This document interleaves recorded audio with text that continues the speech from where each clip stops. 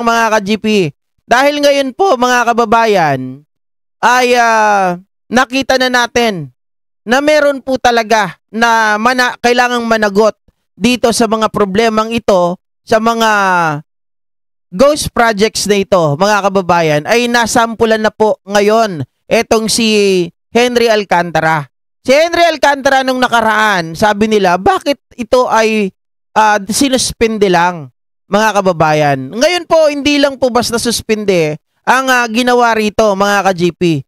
Ngayon po, ay ito po ay tuluyan na pong dinismiss sa DPWH at syempre siya po ay kakasuhan din di umano, mga kababayan, ng criminal charges nitong si Secretary Vince Dizon. Dismissed from the... Ngayon, he suspended it. Okay, he is now dismissed. I will call for a summary dismissal. Okay. And next week, I will ask the DPWH legal to recommend filing charges, the appropriate charges against Henry Alcantara. Criminal admin. Whatever, well, obviously criminal to. Okay. No, criminal to. Pag nanakaw ito 100 million. Oo. 100 million. Sa kanya pa lang. 100 million. So, Plunder. Dismissed, and we will recommend filing of charges with the Ombudsman. Bryce, kasi under oath siya, mga kababayan, di ba, na nagsasalita siya na pirma lang siya ng pirma without even asking, without even looking to yung project, kung ito ba ay existing, kung ito ba ay completed or what, di ba? Mga kababayan, basta pirma lang daw siya ng pirma. Siyempre, pag pumirma ka ng pumirma, yung pera, labas ng labas, mga kababayan. Meron ditong pagkukulang. At siyempre, hindi lang pagkukulang. Meron ditong korupsyon. Merong pagnanakaw. Mahigit 50 million ang usapan dito. So, plunder, mga kababayan. Ang tanong dito, ilang counts ng plunder ang pwedeng ikaso dito kay Alcantara at dun sa mga cohorts nila, mga kababayan. Kaya lang, parang hindi naman ako papayag na si Alcantara lang ang managot dito. So dapat itong si Alcantara magturo na ng magturo. Huwag siya maging sacrificial lamb. 'Di ba? Mga kababayan, at tama, dapat hindi lang basta kulong ang mangyari dito. Masequester dapat masequester. At kung pwede nga death penalty para hindi natularan.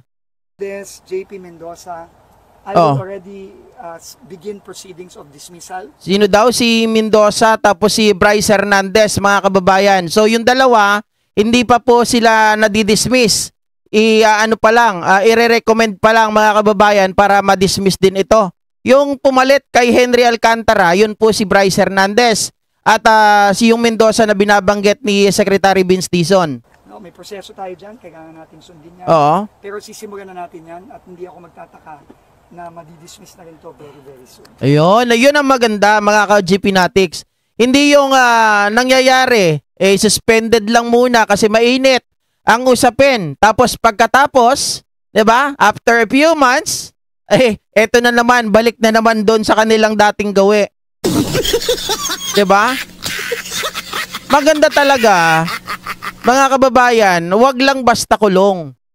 Siguraduhin natin na yung meron sila ngayon kasi ipabalik ninyo yung pera, 'di ba? May mga ghost flood control projects na hindi naman po nagawa, mga kababayan, tapos completed sa papel. So dapat yan singilin nyo sa kanila. At kung walang maibayad, kunin nyo lahat ng kanilang ari-arian, 'di ba? Kunin nyo lahat ng kanilang ari-arian, yun ang ipambayad nyo doon sa mga proyekto na hindi naman nag-i-exist. At doon sa mga kakulangan, mga kababayan, 'di ba? Lahat siya sa atin, lahat ng mga pumirma dito. Gawin niyo silang accountable. Pag kailangan maibalik yung ganong presyo, yung ganong pera na inilaan sa proyekto na yon na hindi naman po natin nakikita at hindi natin napapakinabangan. Para nang sa ganon, pwede natin maibigay sa ibang mga kontraktor, mga kababayan, na talagang aatupagin nila at talagang tatapusin nila yung proyekto. Kasi taong bayan na ngayon ang magbabantay dyan po sa nasabing proyekto para lang matugunan, 'di ba? Matuloy, magkaroon, mga kababayan, ng nasabing proyekto. Oh. Ikulong daw si Villanueva at si Escudero ng 30 years. Yan nga ang problema natin mga kababayan. Hindi natin basta-basta pag mataas na opisyal, laging nakakaligtas. Siyempre, katulad niyan, itong pag-amin ni Bulacan na First District Engineer Alcantara, na siya daw ang pirma ng pirma, siya lang daw ang nagpo-propose ng mga proyekto sa NEP. Naniniwala ba kayo doon? Yung ganong salita, mga kababayan, nagiging sacrificial lamb na siya. 'Di ba? Maging yung contractor, yung may-ari ng Wawaw. Naniniwala ba kayo na siya ang may-ari nun? Mga kababayan, itong taong ito, si Arevalo, yung hindi makapagsalita, ay ano lang po siya, liaison officer. Pag sinabing liaison officer, layas ng layas. 'Di ba? Tagapapirma ng mga papeles, tagapapirma ng mga dokumento. Ganon. Parang naalala ko nung ako ay nagtatrabaho din sa Malacanang dati, mga kababayan, kaya lang hindi ganon ang pinapaano ko. Ang pinapapirmahan ko. Ang pinapapirmahan ko naman dati, yung nagpapa-red ribbon. Nagpapa-authenticate ng mga dokumento, ng mga birth certificate at kung ano-ano pa. Yun naman ang trabaho ko dati. 'Di ba? Mga kababayan, paano siya naging may-ari ng ganon at paano nakahawak, mga kababayan, ng construction company na pagkalaki-laki po ng kailangan. Biruin mo, magkano lang ang sahod ng liaison officer, 'di ba? Tapos yung may-ari ng St. Timothy, mga kababayan, from 30,000 lang daw ang kinikita per month. Anak ng baka, naka-acquire ng 880 something million. 'Di ba? Doon pa lang magtataka na kayo. Nanghiram daw siya ng 70 million sa kanyang kamag-anak. Paano aabot pa rin sa 800 something million na almost 1 billion na? Konting-konti na lang. Yari ka! 'Di ba, Tita Josephine?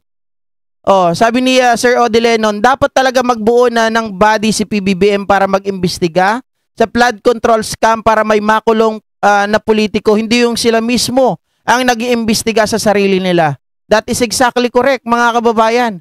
Dahil nakita nyo naman, sa pag-iimbestiga po ng lower house at ng upper house, mga kababayan, ay merong mga humaharang. Merong mga tao na sabihin natin ay talagang nagpoprotekta sa kapwa nila mga senador.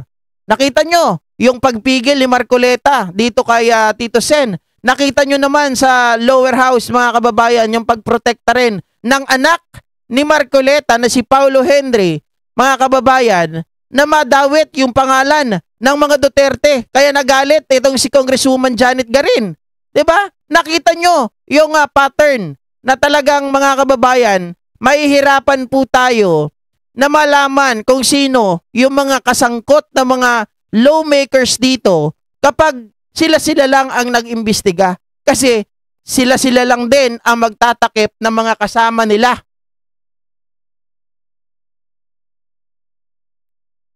Sabi ni Sir Nelson Karingal, Boss GP, yung sa Wawaw Builders, pinabili lang yon ng suka na punta sa Senate. Ano lang yon? Dami lang yon, mga kababayan. Malamang yan, meron yan kamag-anak. Pwede nating sabihin, mga ka-GP Natics, na yung kamag-anak niyan, isa sa mga top contractors din, or sabihin natin sa mga senador or sa mga congressman, ang kamag-anak niyan. Diba? Dami lang yan. Para kunwari lang lumabas, mga kababayan, para hindi maisama yung mga pangalan ng mga senatong at congressman natin.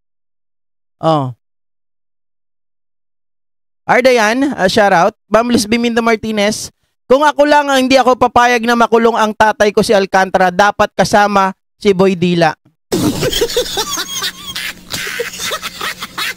Kaya lang, mga ka-GP Natics, malamang sa malamang may mga usapan yan. Ilaglag mo yung sarili mo para kami ay hindi madiin. Akong bahala sa pamilya mo. Ito ang bayad. Ganyan